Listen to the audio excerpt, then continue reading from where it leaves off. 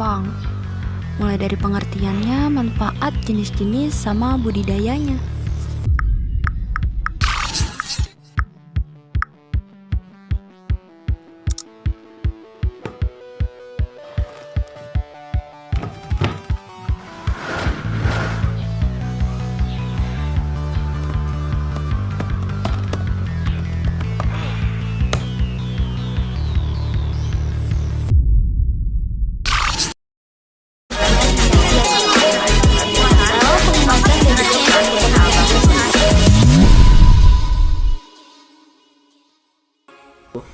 Halo semuanya, selamat pagi, selamat siang. Kalian tahu nggak sih arti dari pemberokan itu apa ya? Ikan cupang umumnya terbagi atas 3 golongan, yaitu cupang hias. Ikan cupang merupakan salah satu ikan hias yang memiliki banyak peminat. Lebih baik sedikit-sedikit tapi sering daripada sekaligus banyak. 2. Siripnya panjang. 3. Warnanya terang dan atraktif. Pengusaha ikan hias sering mengalami kerugian karena kesalahan dalam pengangkutan. Telur-telur ikan cupang akan segera menetas selama 24 jam. Karena yang bertanggung jawab membesarkan dan menjaga buraya adalah cupang jantan.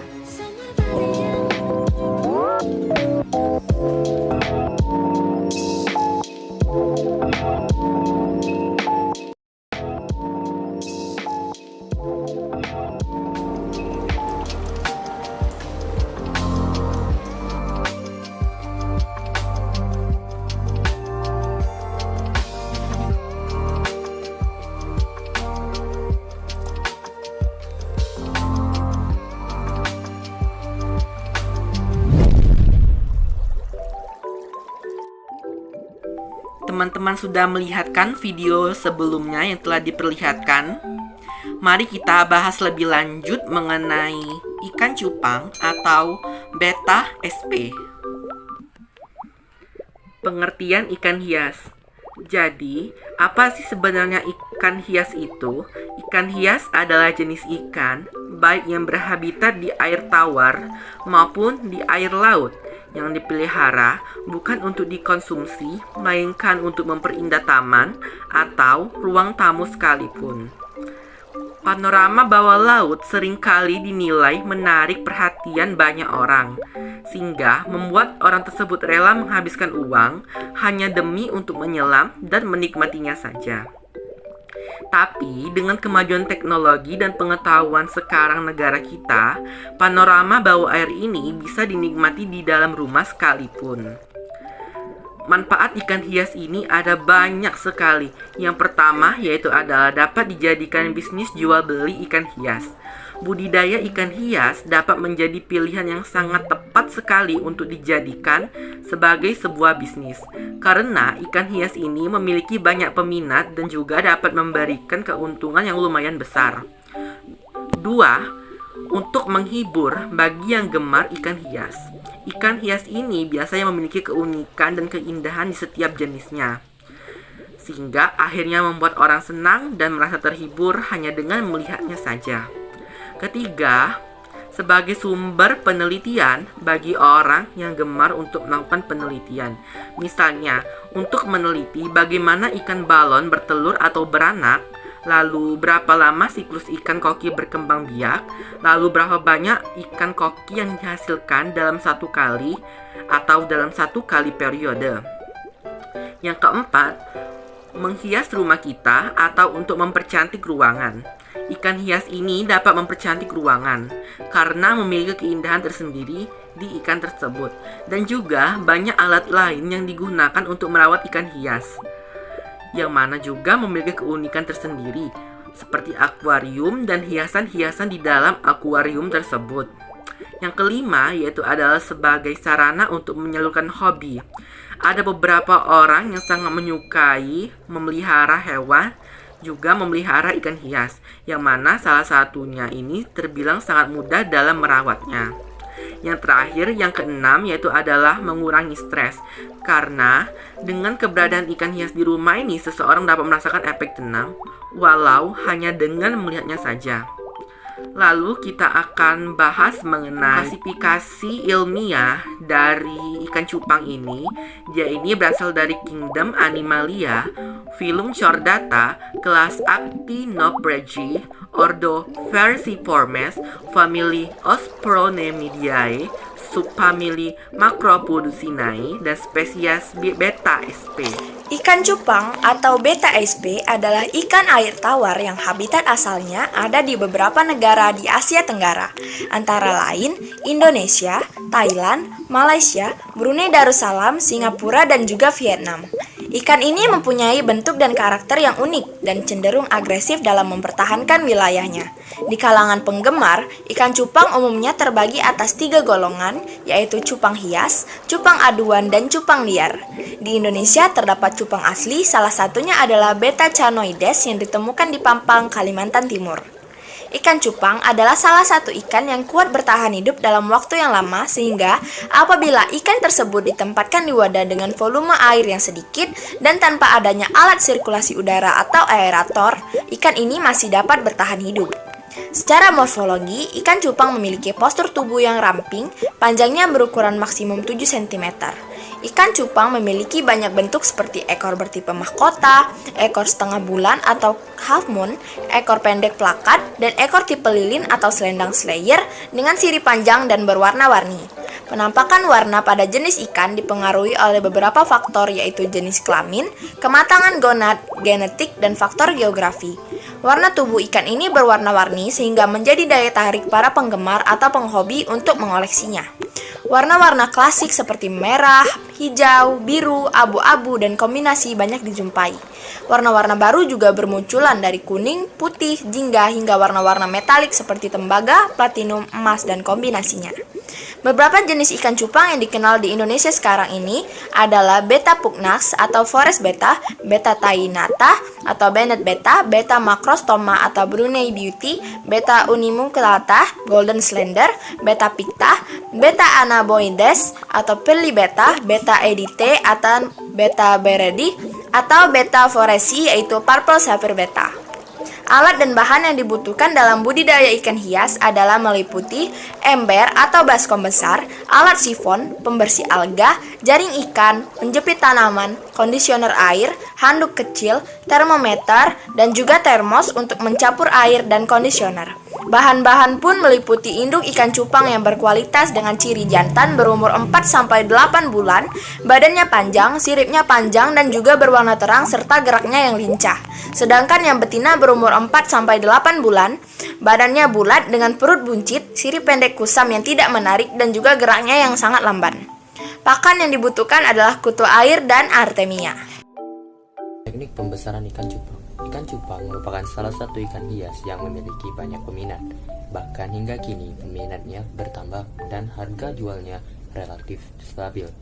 Bagi kalian yang sekarang berminat mengasuh ikan cupang, baik itu untuk bisnis maupun hobi, berikut tips untuk membesarkannya. Pertama, bayi-bayi atau buaya cupang yang berumur 3 hari sudah bisa mencari makan sendiri. Berilah makan kutu udara dan ataupun microworm.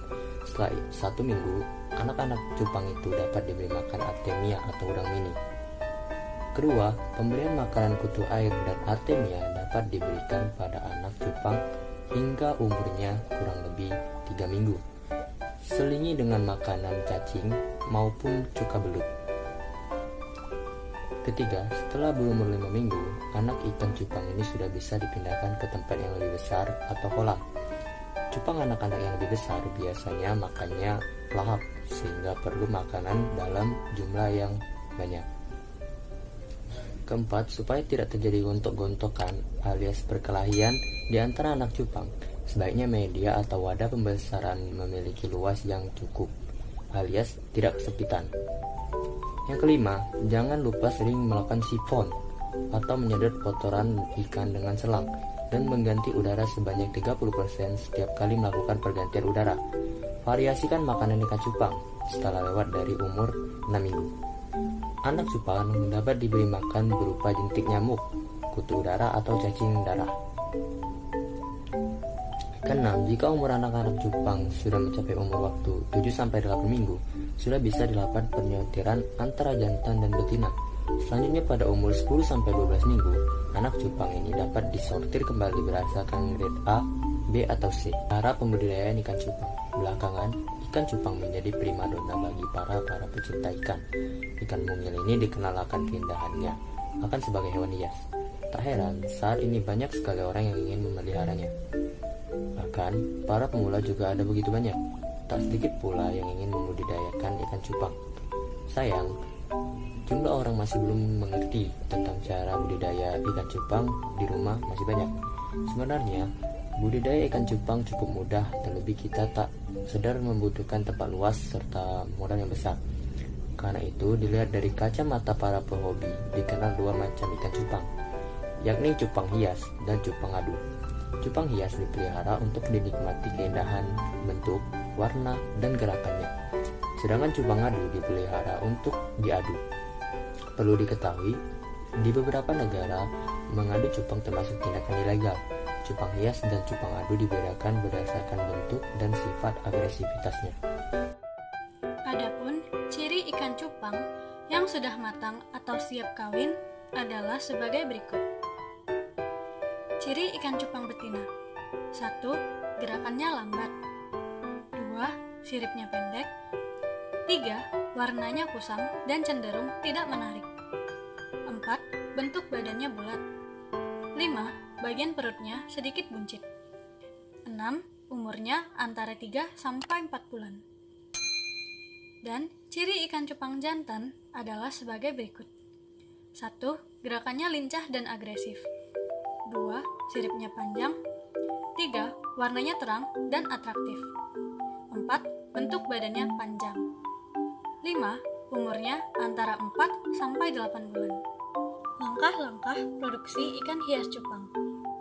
Adapun langkah produksi ikan hias cupang adalah sebagai berikut. 1. Pemilihan induk cupang. Cara budidaya ikan cupang yang pertama, yakni memilih induk ikan cupang. Kita harus bisa memastikan indukan betina dan jantan yang sudah memasuki fase matang atau siap kawin. Untuk membedakan ikan cupang betina dan jantan tidak terlalu sulit, yaitu ikan jantan memiliki ciri-ciri sirip lebar, ekor mengembang, tubuh lebih besar, gerakan lebih lincah, dan warnanya lebih cerah. Sedangkan ikan cupang betina memiliki ciri-ciri sirip pendek, ekor lebih pendek, tubuh lebih kecil, gerakannya lambat, dan warnanya kusam. Kedua, mempersiapkan pengembangbiakan ikan cupang. Cara budidaya ternak ikan cupang berikutnya adalah melakukan persiapan pengembangbiakan ikan cupang. Dengan menyiapkan wadah, bisa menggunakan baskom kecil sekitar 20 x 20 x 20 cm dan air yang bukan berasal dari air pump, atau kalau bisa menggunakan air tanah atau air sungai. Setelah itu, jangan lupa siapkan wadah toples kecil untuk ikan cupang betina nantinya. Di dalam wadah baskom, tempat proses pemijahan, kita juga perlu melakukan dekorasi, layaknya pernikahan manusia yang juga memerlukan hiasan. Saat perkawinan, kita bisa menggunakan tumbuhan air atau batu-batuan yang berwarna.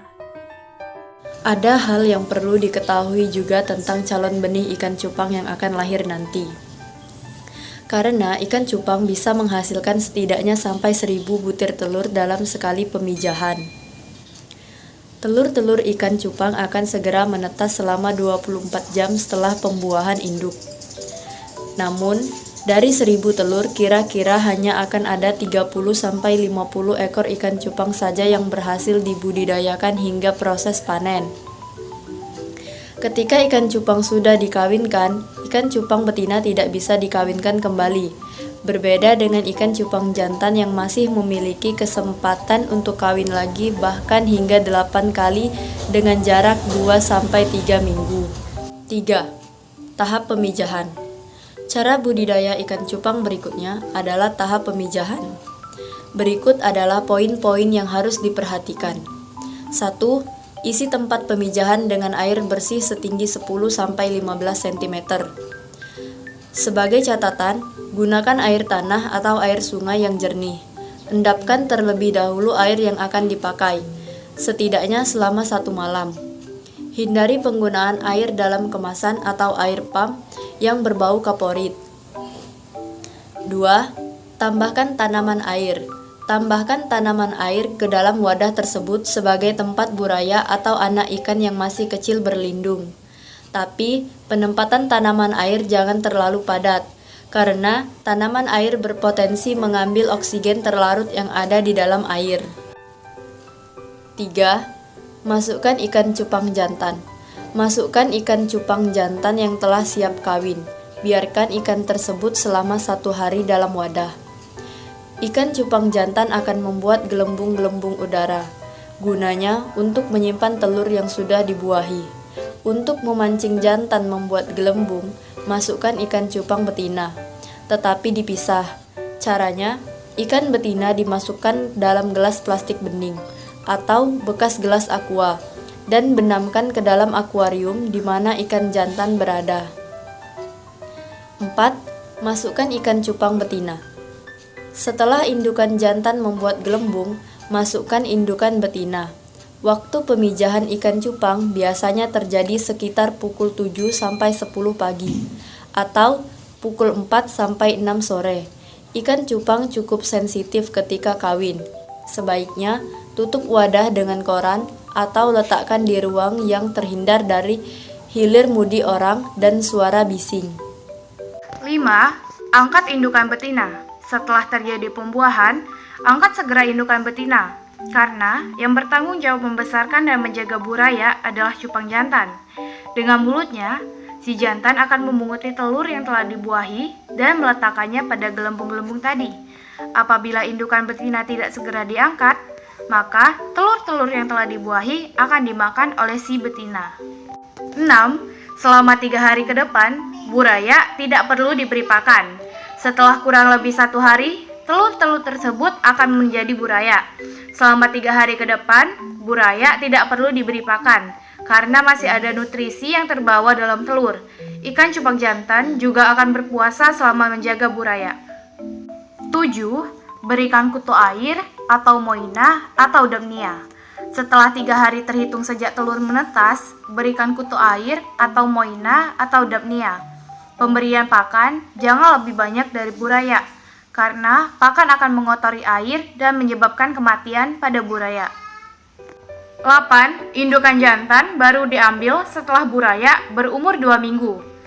Indukan jantan baru diambil setelah buraya berumur 2 minggu terhitung sejak menetas. Pindahkan buraya tersebut pada wadah yang lebih besar dan berikan kutu air yang lebih besar atau larva nyamuk. 9. Setelah 1,5 bulan, ikan sudah bisa dipilah berdasarkan jenis kelaminnya. Kemudian, pisahkan ikan-ikan tersebut ke wadah pembesaran. 4.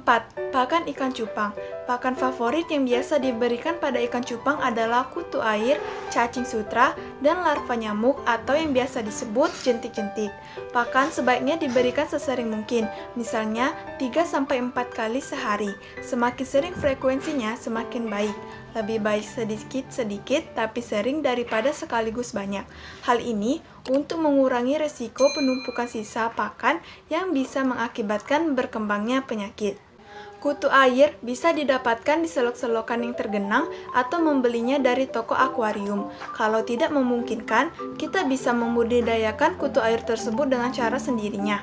5. Perawatan ikan cupang. Seperti yang sudah dijelaskan sebelumnya, ikan cupang ini relatif tahan banting. Bisa dipelihara dalam akuarium tanpa menggunakan aerator. Ikan ini tahan terhadap kondisi air yang minim oksigen. Walaupun begitu, disarankan untuk tetap menjaga kualitas air tersebut dengan cara memberinya aerasi dan filter pembersih, agar ikan bisa berkembang sempurna dan selalu dalam kondisi bugar, terutama untuk perawatan ikan kontes. Tidak disarankan memelihara dari 1 ikan cupang jantan yang telah dewasa dalam 1 akuarium. Terlebih, bila ukuran akuariumnya kecil dan tidak ada tempat berlindung, ikan-ikan tersebut bisa saling menyerang satu sama lain. Akibatnya, sirip-siripnya tidak lagi mulus dan warnanya kurang mencolok. Khusus untuk ikan cupang aduan, kita bisa memasukkannya ke dalam toples kaca kecil. Berdasarkan beberapa pengalaman, agar ikan lebih agresif disimpan di tempat yang gelap, jangan meletakkan toples ikan secara berdekatan karena ikan cupang aduan akan terus dalam kondisi siap menyerang dan membenturkan dirinya ke kaca. Berikan sekat tidak tembus pandang di antara toples-toples tersebut. Gantilah air yang terdapat dalam wadah secara berkala. Lihat apakah ada penumpukan kotoran dan sisa pakan pada dasar wadah. Penumpukan tersebut bisa menimbulkan penyakit bahkan kematian pada ikan akibat dari pencemaran air. 6. Pemeriksaan kualitas hasil produksi ikan hias. Perencanaan produk bukan hanya merencanakan dari produksi saja, tapi juga proses untuk memungkinkan produk tersebut berkelanjutan. Yakni 1. Produk yang dihasilkan harus memungkinkan disenangi dan sesuai dengan selera konsumen. 2. Persyaratan produk yang akan dihasilkan harus sesuai dengan mutu produk yang diinginkan oleh konsumen. Pengendalian kualitas proses produksi merupakan usaha mempertahankan dan memperbaiki kualitas produk. Pengendalian kualitas bertujuan agar hasil atau produk sesuai dengan spesifikasi yang direncanakan, yaitu memuaskan konsumen. Pengendalian kualitas dapat dilakukan melalui 3 tahap, yaitu 1. Menentukan standar kualitas produk, 2. Mengadakan tindakan koreksi, 3. Merencanakan perbaikan secara terus-menerus, memiliki nilai standar yang telah ditetapkan. Pengendalian kualitas pada dasarnya adalah suatu kegiatan terpadu antar bagian-bagian usaha dalam perusahaan, yaitu 1. Bagian pemasaran, mengadakan penilaian-penilaian tingkat kualitas yang dikehendaki oleh para konsumen. Bagian kedua, bagian perencanaan, yaitu merencanakan model produk sesuai dengan spesifikasi yang disampaikan oleh bagian pemasaran. Serta bagian ketiga, yaitu bagian pembelian bahan, memilih bahan sesuai dengan spesifikasi yang diminta oleh bagian perencanaan, serta memilih peralatan yang akan digunakan dalam melakukan proses produksi sesuai dengan spesifikasi yang telah ditentukan. 7. Pengemasan produk ikan hias. Bagi sebagian pengusaha ikan hias, teknik pengangkutan masih merupakan kendala. Padahal dengan memperhatikan syarat pengirimannya, ikan bisa selamat sampai tujuan. Dalam budidaya ikan hias, salah satu faktor penting yang perlu mendapat perhatian adalah teknik pengangkutannya. Pengusaha ikan hias sering mengalami kerugian karena kesalahan dalam pengangkutan. Untuk mengatasi hal ini, dalam pengangkutan bukan hanya jarak tempuh dan alat angkut yang diperhitungkan, tetapi juga masih banyak hal lainnya. Oke, lanjut bahas mengenai pengemasan dan juga pengiriman ikan hias ya teman-teman. Nah, dalam pengemasan dan juga pengangkutan ikan hias ini ada 3 cara yang harus kita lakukan. Cara yang pertama yaitu pemberokan, yang kedua yaitu disesuaikan dengan daya tampungnya, serta yang ketiga yaitu pengangkutan. Kita bahas yang pemberokan terlebih dahulu ya teman-teman. Sebelum ikan hias ini dikemas dan juga diangkut, ikan hias haruslah diseleksi terlebih dahulu. Seleksinya meliputi seleksi jenis, seleksi ukuran, dan juga seleksi kesehatan ikan tentunya. Apa sih tujuannya? Tujuan seleksi ini yaitu agar saat pengiriman ikan, ikannya benar-benar sejenis, seragam, dan juga ikan yang sesuai dengan permintaan para pembeli. Setelah dilakukannya seleksi, maka pemberokan harus kita lakukan. Kalian tahu nggak sih arti dari pemberokan itu apa ya? Nah, arti dari pemberokan sendiri adalah suatu perlakuan untuk mengistirahatkan ikan setelah mendapatkan penanganan di tempat pemeliharaan ikan. Tujuannya agar ikan tersebut kondisinya lebih baik dan juga tidak merasa stres saat dalam proses perjalanan. Pemberokan ini dilakukan di dalam air bersih yang sudah disterilkan selama 2-3 hari ya teman-teman. Nah, selama masa pemberokan, ikan ini tidak diberi pakan, namun kondisi kesehatannya harus tetap terjaga. Kandungan oksigen dan juga amoniaknya haruslah cukup. Bersamaan dengan pemberokan ikan, juga dapat dilakukan seleksi kesehatan dan juga perhitungan jumlah ikan yang sehat. Ikan sehat dan ikan normal siap dikirim. Setelah dilakukannya pemberokan, yang harus kita lakukan dan juga yang harus kita perhatikan yaitu disesuaikan dengan daya tampungnya. Alat yang biasa digunakan dalam pengiriman yaitu kantong plastik. Namun bukan sembarang kantong ya teman-teman. Kantong plastik ini haruslah kuat dan juga harus rangkap dua. Tentunya bertujuan untuk menghindari kebocoran. Perbandingan isi ikan dengan jumlah air serta oksigennya harus sesuai. Sebaiknya kantong plastik ini hanya diisi sebanyak 1/4 bagian air saja. Air yang dimasukkan dalam kantong plastik haruslah steril dan juga yang sudah difiltrasi terlebih dahulu. Setelah kantong plastik diisi air, maka ikan dimasukkan ke dalamnya.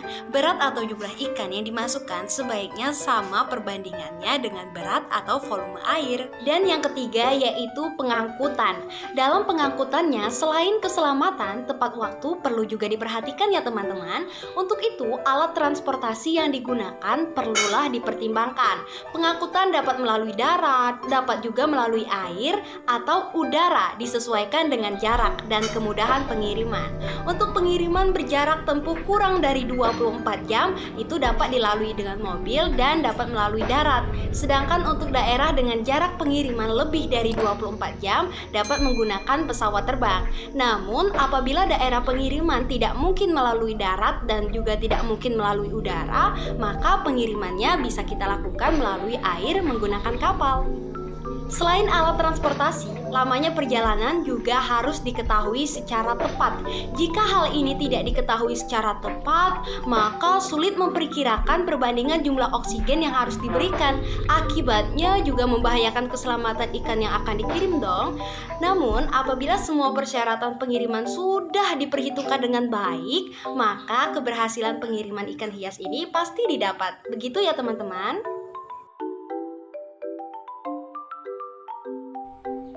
Jadi, itulah hasil video pembelajaran yang telah saya dan kelompok saya buat mengenai pembahasan ikan cupang atau dalam bahasa ilmiahnya itu lebih dikenal juga dengan beta SP. Apabila di dalam video pembelajaran ini terdapat kesalahan, baik itu berupa pengucapan, materi, sikap, dan lain sebagainya, saya dan teman kelompok saya mohon maaf sebesar-besarnya. Dan saya harap juga video pembelajaran yang telah kami buat ini akan berguna bagi yang telah menonton video yang telah kami buat ini. Kami akhiri ini dengan mengucapkan wassalamualaikum warahmatullahi wabarakatuh.